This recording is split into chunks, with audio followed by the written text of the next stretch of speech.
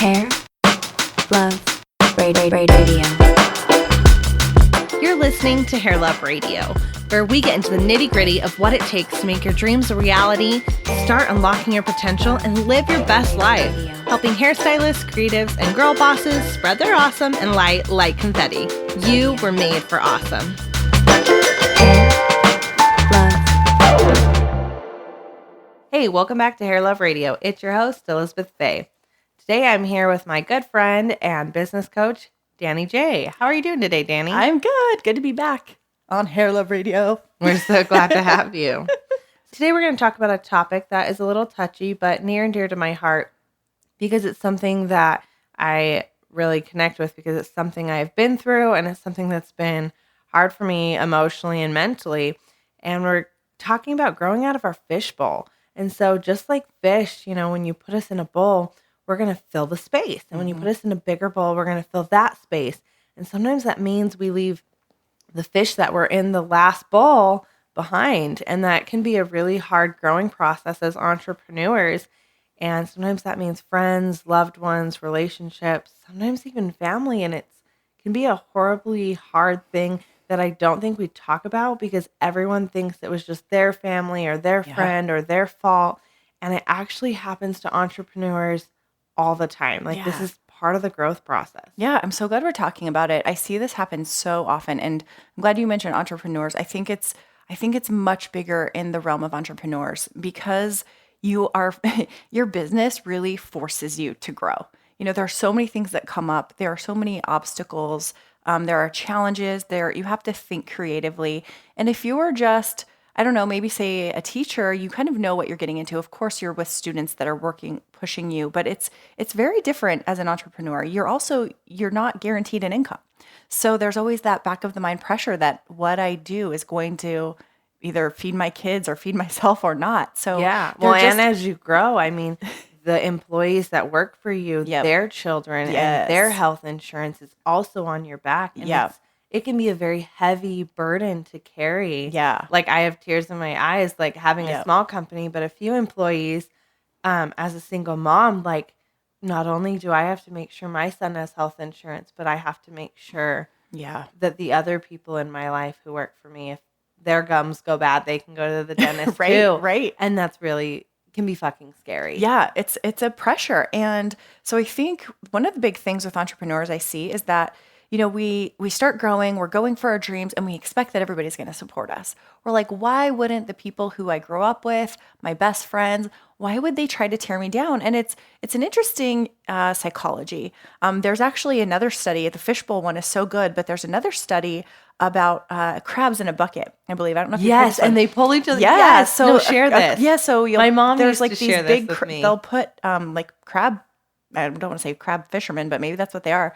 They put the crabs in the bucket and they don't have to worry about them crawling out because as soon as one of them starts to crawl out, the other crabs will pull it back in and they literally will not let each other get out. So they don't even have to put a lid on the bucket because they know they're just going to keep each other in there. And that's literally what a lot of our friendships will do.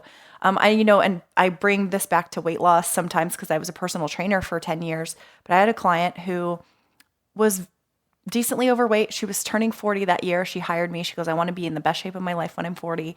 And she lost about 80 pounds. And everyone was cheering her on. They were like, you're looking amazing. But she had a best friend who was very thin. She was a runner.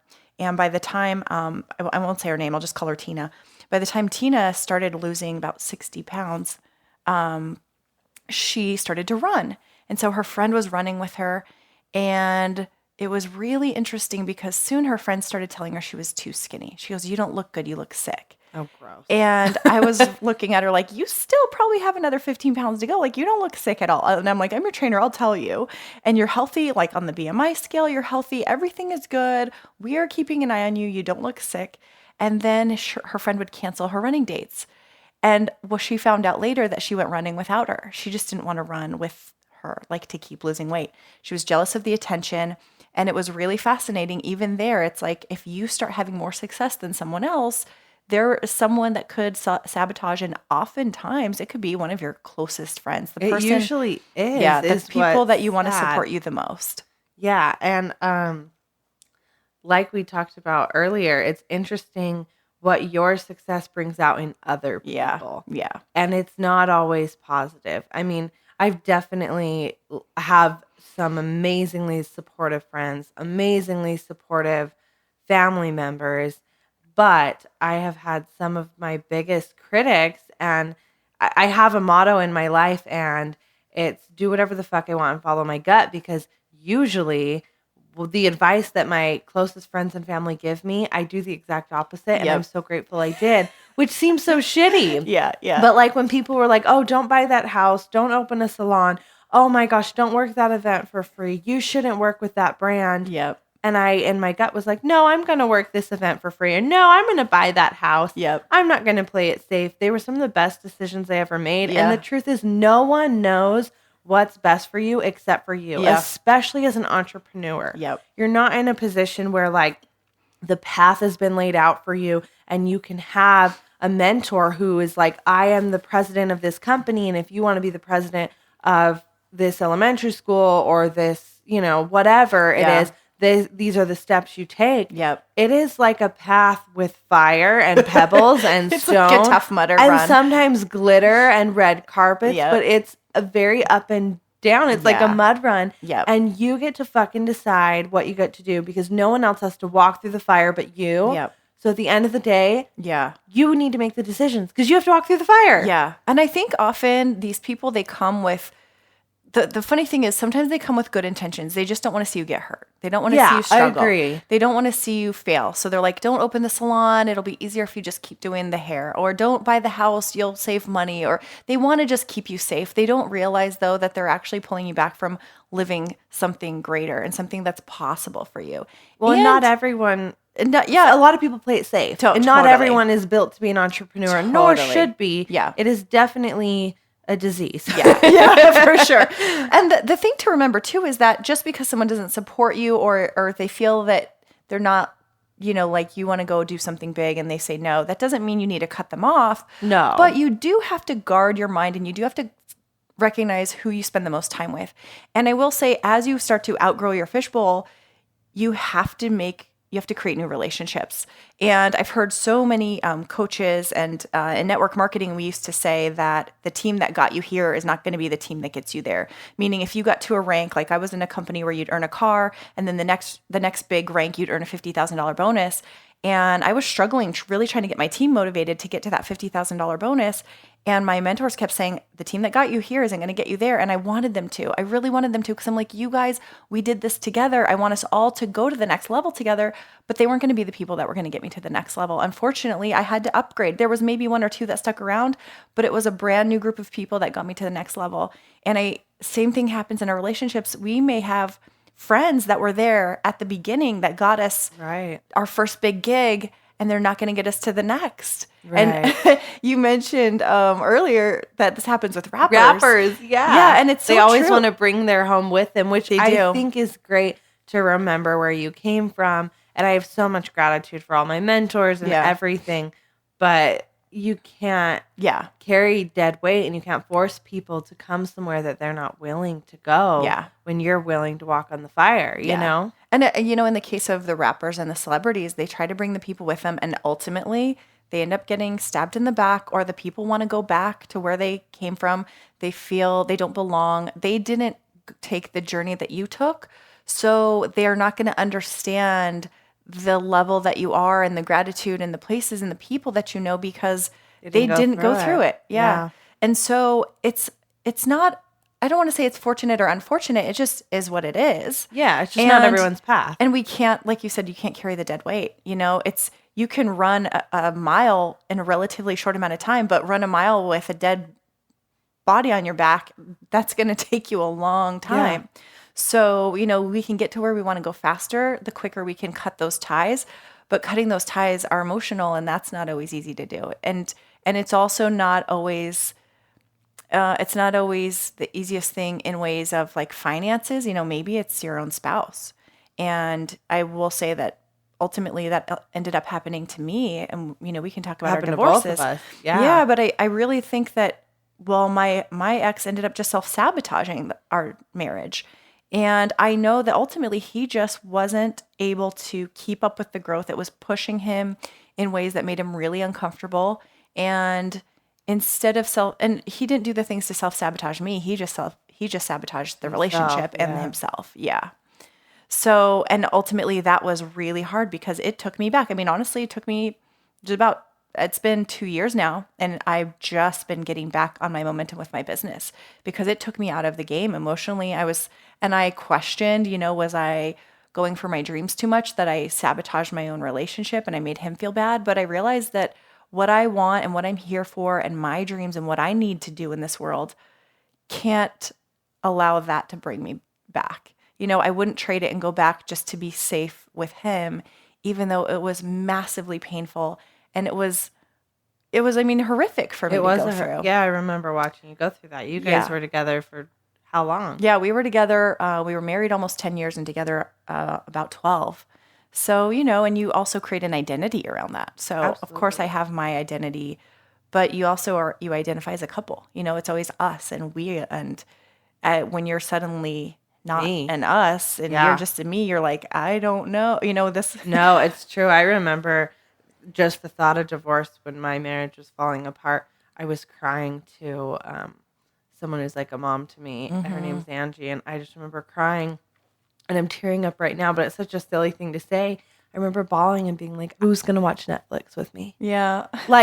She's like, what? And I'm like, that I don't know. Just the thought of being alone and just going home to the You're making me quiet home to watch fucking Netflix alone literally made me ill, Yep. And you have to undo all of that you've done in your mind Totally. and be like, I'm okay. This is okay. And now I love to watch Netflix alone, but it's actually a treat. Well, it's funny too, because kind of like we talked about in our last episode, or maybe, no, you know what? It was in the workshop in a box. We talked about abundance mentality and abundance mindset.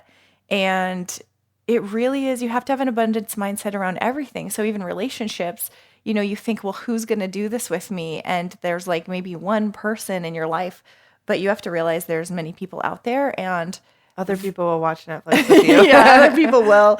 And not only that is that you have to be willing to give up the good to go for the great. And it's okay. I know a lot of people who will stop, who will hold themselves back, who will settle, who will get to a relatively great amount of success and stop, which is fine, but they know in their heart they could do more. They know in their heart they could have gone farther. And for me, regret is one of those things I just don't want to have. I don't want to think, well, I stopped here because I didn't want to hurt anybody's feelings. I stopped, I was going to $1 million a year and I just stopped at 200,000. And you know what? It's fine. Like I provided for my family and I did well, but in the back of my mind, if I knew I could have done more and I wanted to, and I didn't hit that goal, it would have affected my own self-esteem and my, absolutely. And I think that's what it comes down to, is it's not about the 200,000, the $200 million goal. It's not about that. It's about in your heart, if you feel called to do something, you feel driven to do something, not fulfilling that is actually harmful to yourself. And not everyone is, we all are driven to do different stuff, but very often entrepreneurs are extremely driven to hit these goals and these accomplishments. And it is, it's important to them, and they're put on this earth to, be called to do these things.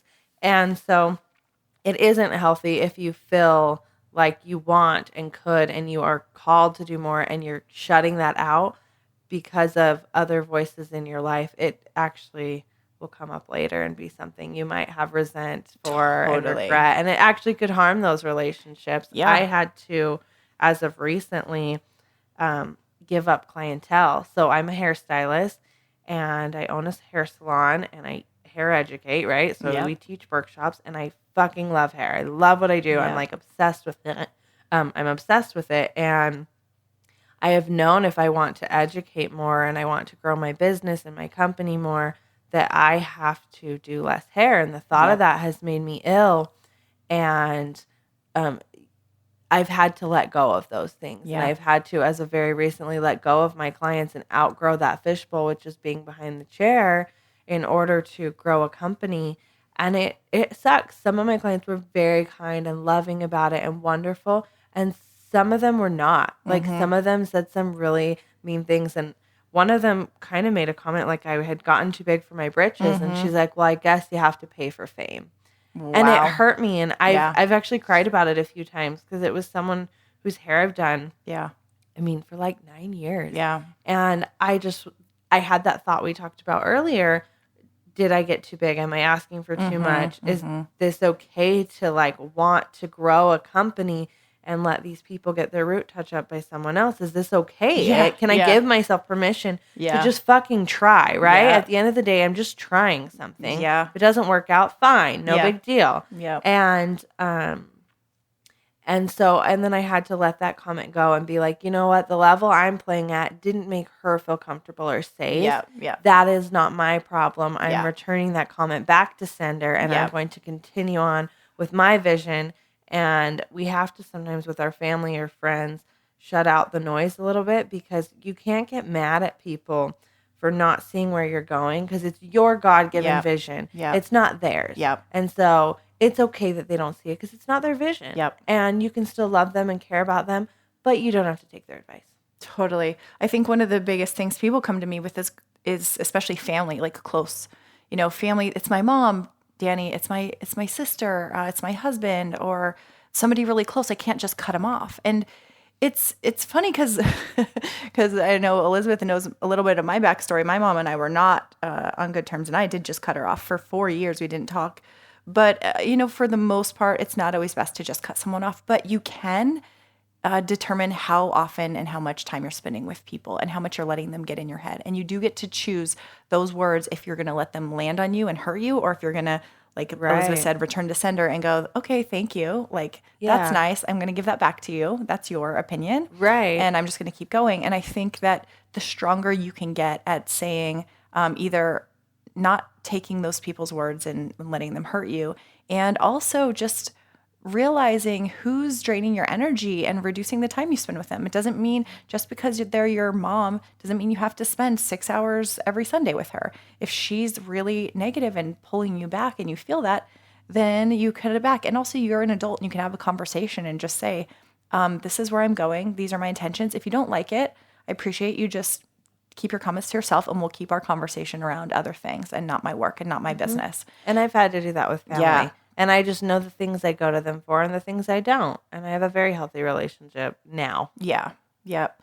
And I think that when it comes to a spouse, this can be a really, really tricky one, because there can be children involved. You don't want to get a divorce. And sometimes these things aren't really worth getting a divorce over, but you do need to have a good, strong, hard look at where you're going and have a lot of conversations. And if you are growing at a pace that you feel like you're outgrowing your spouse, that conversation needs to happen. Maybe he or she needs to be going to workshops with you or reading books on entrepreneurship so that you're on the same page, because a spouse relationship or a boyfriend-girlfriend relationship can change really quickly, especially if you are traveling and going, like, Elizabeth's Hair Love Retreat, like doing education, when you go on these experiences and you come back a different person. You do. You come back bigger. You come back with a bigger vision. You Well, come and back I with new watch friendships. people actually get separated with partners if they don't grow together. Yeah. I mean, I experienced this for many reasons in my last divorce, Yeah. but we definitely grew apart. And it's a huge goal in my current relationship. I make him come to things with me, Yeah. even when he doesn't want to, because I'm like, the train we're going on is Yeah. fast. And Yeah. if you're not on it, Yeah. it's going to drive a wedge in our personal relationship. Yeah. And I love you more than that. Yeah. So I want you to see the light, see the inspiration, see the passion. Yeah. So we are on the same page, so we can even talk about, sometimes you can't even talk about that No, shit with people no, if you they don't can't. get it. Yeah, and you also need to be able to. You can't like go to an event like that and then come back and explain it. No. It's like going to a movie and then you come back and you try to tell the person the movie and Like, you're- it was so you're like, scary. You're like, you just need to see it. It's like you just need to see it. Like, you can come back and you could tell me and I'm just going to be like nodding my head and rolling my eyes, and it's not going to have the same impact as going at the same time and then having a discussion with the person about what we both just saw together.